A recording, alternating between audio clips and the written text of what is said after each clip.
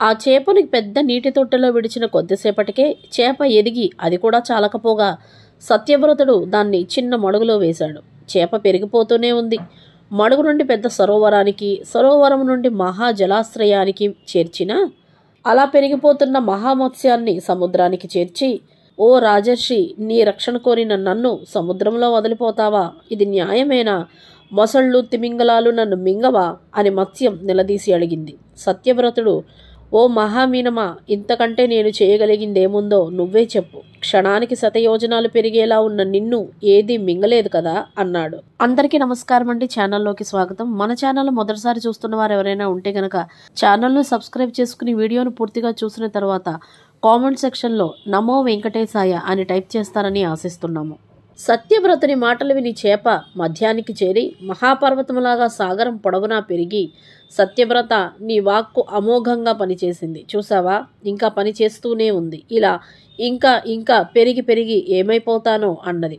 అప్పుడు సత్యవ్రతుడు రెండు చేతులెత్తి మ్రొక్కుతూ, మత్స్య రూపంలో ఉన్న ఓ నారాయణుడా, రక్షణ కోరుకుంటున్న నన్ను రక్షించడానికే మత్స్యావతారం ఎత్తావు. నీ లీలలు తెలుసుకోవడానికి నేనేమాత్రం అంటూ ఎన్నో విధాలు స్తుతించాడు. అప్పుడు మత్స్యావతారంలో ఉన్న విష్ణువు, ఓ రాజా, 7 దినాలకు కల్పాంతం కాబోతున్నది. ప్రళయ జలాల్లో అంతా మునిగిపోతుంది. జ్ఞానం, ఔషధులు, విత్తులు నశించకూడదు. ముందొచ్చే కల్పానికి అవి లేకపోతే ఎలాగా? అందుచేత అవి రక్షింపబడాలి. నీకోసం పెద్ద నౌక గాఢాంధకారంలో దీపంలాగా వెలుగుతూ వస్తుంది. అందులో సప్తర్షులు ఉంటారు. ఆ వెలుగు వారిదే. ఔషధుల్ని, విత్తనాల రాసుల్ని నీతో పాటు నౌకలోకి చేర్చు. నా మీద ఉండే కొమ్ము చివరతో మీరుండే నావను పట్టి ఉంచి మునిగిపోకుండా అన్ని విధాల నేను రక్షించుతూ ఉంటాను. అందుకే నేను ఇలాగా అవతరించాను. బ్రహ్మ మేల్కొనే వరకు నావ ధ్రువుణ్ణి దిక్సూచిగా పెట్టుకుని పయనిస్తూ ఉంటుంది. రాబోయే కల్పంలో నువ్వు వైవస్వతుడు అనే పేరున మనువుగా ఉంటావు అని ఆదేశించాడు. సత్యవ్రతుడు విష్ణువు ఆనతిని తలదాల్చి వినమ్రుడై మ్రొక్కాడు. మత్స్యావతారం 4 రెక్కలు ఊపుతూ తోకతో త్రుళ్ళగొడుతూ ఉవ్వెత్తున లేస్తున్న కెరటాలను చీల్చుకొని సముద్రంలోనికి వెళ్ళింది. బ్రహ్మ మంచి నిద్ర తీస్తున్నాడు. అంధకారంలో విలయకాండ జరుగుతున్నది. హయగ్రీవుడు అనబడే సోమకాసురుడు తలాతలం నుండి సముద్రం మీదకు వచ్చి గబ్బిలములాగా బ్రహ్మ ఉండే సత్యలోకానికి ఎగిరాడు. నిద్ర వచ్చి బ్రహ్మ ఆవులిస్తున్నప్పుడు అతని 4 ముఖాల నుండి తెలుపు, ఎరుపు, పసుపు, నీలం రంగుల్లో ప్రకాశిస్తున్న 4 వేదాలు వెలుపలికి వచ్చి పక్కనే పడి ఉన్నాయి. హయగ్రీవుడు వాటిని తస్కరించుకొని పోయి సముద్రం అట్టడుగు శిలల పొదల్లో దాచాడు. హయగ్రీవాసురుడు దేవతలకు, విష్ణువుకు ప్రబల విరోధి. వేదాలు లేకుండా బ్రహ్మ సృష్టి చేయలేడు. కల్పకల్పానికి మంచిని, ప్రగతిని పెంపొందించాలనే విష్ణువు సంకల్పం చెడగొట్టడమే వాడి ఉద్దేశం. ప్రళయ సముద్రం భూమిని ముంచుతున్న సమయంలో ఎదురు చూస్తున్న సత్యవ్రతుడికి అంధకారంలో దూరంగా ఉన్న వెలుగు చుక్కలా కనిపించి పెద్దదవుతూ సమీపిస్తున్నది. అదే సప్తర్షుల కాంతితో నిండిన నావ. ఔషధులను, నానావిధ బీజ సంపదను నౌకలోకి చేర్చి సత్యవ్రతుడు అత్యంత భక్తితో నారాయణ సంకీర్తనం చేస్తూ నావలో ప్రయాణిస్తున్నాడు. మత్స్యావతారం ముక్కుపై నిలువుగా పెద్ద కొమ్ము ఉంది. నక్షత్రంలాగా మెరుస్తున్న ఆ కొమ్ము చివరను చుట్టుకొని ఒక మహాసర్పం పెద్ద త్రాటితో కట్టినట్లు ఓడను కలిపి పట్టుకొని పడగ విప్పి ప్రళయ ప్రభంజనాలను పీల్చి ద్రగమింగుతున్నది. మత్స్యావతారం తన రెక్కలతో కెరటాలను తోలగొడుతూ సముద్రాన్ని చీల్చుకొని నావను భద్రంగా తీసుకెళ్తున్నది. ధ్రువతార గుర్తుగా నౌక పువ్వులాగా తేలుతూ పయనిస్తున్నది. సముద్రం అడుగున దాచిన వేదాలను కాపలా కాస్తూ సోమకాసురుడు సముద్రం లోపల తిరుగుతున్నాడు. 4 వేదాలు 4 శిశువులుగా మారి కేరమంటున్న ఆర్తనాదం లీలగా వినవస్తున్నది. మత్స్యావతారం వేదాలను వెతుకుతూ వెళ్ళింది. మహామత్స్యాన్ని చూసి సోమకాసురుడు భీతిల్లుతూనే మొండి ధైర్యంతో ముళ్లగదనెత్తి ఎదుర్కొన్నాడు. అప్పుడు విష్ణువు నడుము వరకు మత్స్యంగా చతుర్బాహువులతో అవతరించాడు. మత్స్యమూర్తికి సోమకాసురుడికి ఘోర సంగ్రామం జరిగింది. సోమకాసురుడు సముద్రం అట్టడుగు చేరి పారిపోతుంటే విష్ణువు చక్రం ప్రయోగించి వాణ్ణి ముక్కల ముక్కలుగా నరికి హతమార్చాడు. విష్ణువు పసిబిడ్డల రూపంలో ఉన్న వేదాలను ఎత్తుకొని ఇద్దరేసి పిల్లల్ని చెరో సందిట చేర్చుకొని నీటి మీదికి వచ్చాడు. పిల్లలు విష్ణువు కంఠహారంలోని శ్రీవత్స కౌస్తుభ మణులను చిట్టి చేతులతో ఆడుకుంటూ కిలకిలా నవ్వుతూ కేరింతలు కొడుతున్నారు. 4 పిల్లలు తెలుపు, ఎరుపు, పసుపు, నీలం కాంతితో మెరుస్తున్నారు. విష్ణువు మీది చేతుల్లో శంఖచక్రాలు దివ్య తేజస్సుతో ప్రకాశిస్తున్నవి. విష్ణువు మత్స్యావతార మూర్తిని చూసి ఋషులు, సత్యవ్రతుడు మహదానందముతో మైమరిచి చేతులెత్తి మ్రొక్కుతూ స్తోత్రం చేశారు. ప్రళయ సముద్రం శాంతించి భూభాగం ఏర్పడుతున్నది. నౌక క్రమంగా గమ్యం చేరుకుంది. బ్రహ్మకు పగటి ప్రమాణం ఎంతో, రాత్రి అంతే. అతని నిద్రాకాలం పూర్తి కావస్తున్నది. సరికొత్త కల్పం ఆరంభమవుతున్నది. సరస్వతీదేవి ముందుగా లేచి వీణ సవరించి భూపాల రాగాన్ని పలికిస్తూ ఉన్నది. బ్రహ్మ మేలుకొని 4 తలల్లో ఏదో కలత వెలితి అనిపించి పరికించి చూస్తే వేదాలు లేవు. వేదాలు పోగొట్టుకుని దిగులుగా ముఖాలు వేలాడదీసుకుని విచారిస్తుండగా విష్ణువు మత్స్యావతారంతో వేదాలను తెచ్చి అతనికి ఇచ్చాడు. బ్రహ్మ విష్ణువు మత్స్యావతార రూపాన్ని కన్నుల పండుగగా తిలకించి చేతులు జోడించి 4 నోళ్లతో కీర్తించాడు. ఓ నారాయణ, నీ మత్స్యావతారాన్ని ధ్యానించిన వారికి ప్రళయంగా విరుచుకు వచ్చిన ఆపదలన్నీ తొలగిపోతాయి. అజ్ఞాన అంధకారం పటాపంచలవుతుంది అని బ్రహ్మ అన్నాడు. మత్స్యావతారం ఎత్తిన కార్యం పూర్తిగా నెరవేరింది. విష్ణువు అంతర్ధానమై తన నివాసమైన వైకుంఠాన్ని చేరాడు. బ్రహ్మ వేదాలు తీసుకుని ఉత్సాహంతో సృష్టి మొదలుపెట్టాడు. కొత్త కల్పానికి వివస్వంతుడనే పేరున ఉదయించిన సూర్యుడికి పుత్రుడిగా సత్యవ్రతుడు, శ్రార్థదేవుడు, వైవస్వతుడు అనే పేరున మనువైనాడు. సప్త ఋషులు ఆకాశానికి చేరుకుని తమ తమ స్థానాల్లో సప్తర్షి మండలంగా ప్రకాశిస్తూ ధ్రువునికి ప్రదక్షిణం చేస్తూ తిరగసాగారు అని సూతుడు చెప్పగా మునులు, సూతమునీంద్ర, ధ్రువుని చరిత్ర వినగోరుతున్నాము అన్నారు. సూతుడు ఇలా చెప్పసాగాడు. ఈ మహావిశ్వంలో ఉన్నతోన్నతమైన స్థానమే ధ్రువమండలం. అదే విశ్వస్వరూపుడైన విష్ణు శిరస్సుండే తావు. అంతటి అత్యున్నత పదాన్ని పొందిన ధ్రువుడు ఉత్థానపాదుడు అనే రాజు కొడుకు.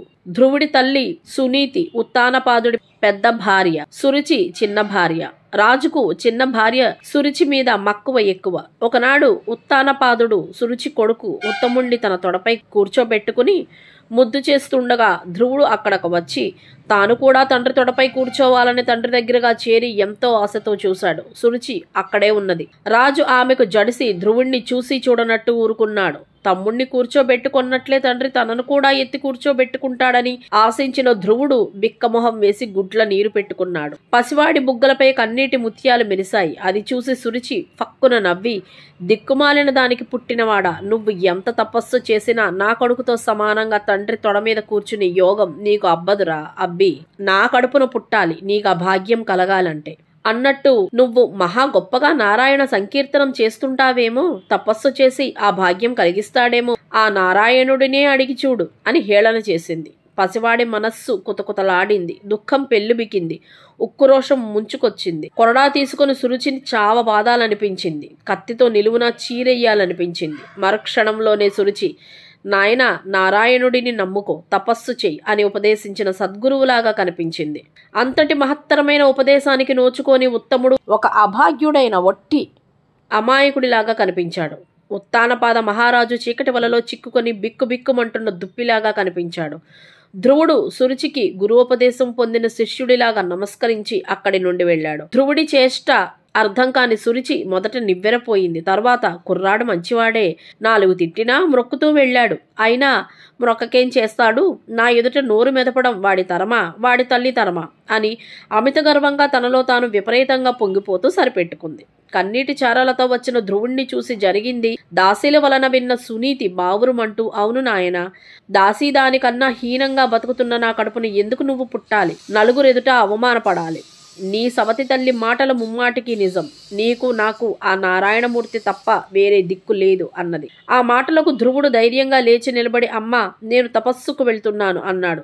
ఏమిటి, తపస్సు చేస్తావా? సురుచి కడుపును పుట్టాలని వరం కోరుకో అన్నది సునీతి. అమ్మా, ఆగు, మళ్ళీ ఆ మాటే అనకు. నేను నీ కొడుకును, మరెవరికో కొడుకునై పుట్టాలని ఎందుకు కోరతాను? మనల్ని మనం తక్కువ చేసుకోకూడదు. అది ఆత్మహత్యతో సమానం. ధ్రువుడి తల్లి ఎంత భాగ్యశాలి అనేలాగా దిక్కులకు దిక్కుగా ఉండేలాగా నారాయణుణ్ణి కోరుకుంటాను, వస్తాను అని చెప్పి ధ్రువుడు బయలుదేరాడు. నారదుడు ఎదురుగా వస్తూ, ఓహో ధ్రువకుమార, ఆడుకోవడానికి బయలుదేరినట్టుంది, అవునా అన్నాడు. తపస్సుకు వెళుతున్నాను స్వామి అన్నాడు ధ్రువుడు. తపస్సు అనే ఆట ఒకటి ఉందన్న మాట. అలాగే చక్క ఆడుకోనాయనా అన్నాడు నారదుడు. ఆట కాదు, నిజంగానే శ్రీమన్నారాయణుణ్ణి గురించి తపస్సు చేయడానికి వెళుతున్నాను మునీంద్ర అన్నాడు ధ్రువుడు.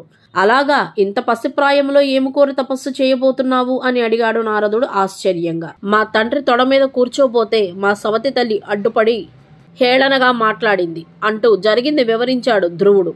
అదా సంగతి. ఓహ్, ఈ మాత్రం దానికి తపస్సు ఎందుకోయి? ధ్రువ, నాతో రా, నీ తండ్రి నిన్ను తొడ మీద ఎందుకు కూర్చోబెట్టుకోవడం చూస్తాను అన్నాడు నారదుడు. ఎవరి దయా ధర్మాలు నాకు వద్దు స్వామి, అన్నిటికంటే ఉన్నతమైన నారాయణుని అనుగ్రహం నాకు కావాలి, అందుకే తపస్సు చేయడానికి వెళుతున్నాను అన్నాడు ధ్రువుడు. తపస్సు అంటే మాటలు కాదు నాయనా.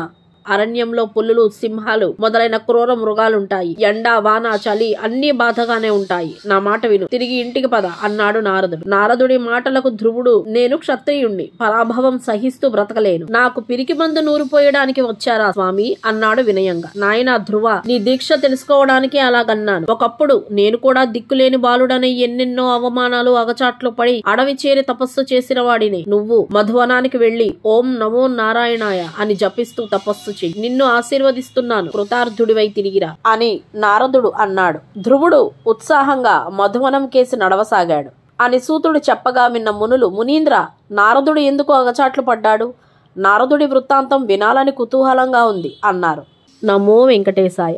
లోకా సమస్తా సుఖినో భవంతు. సర్వం శివార్పణం.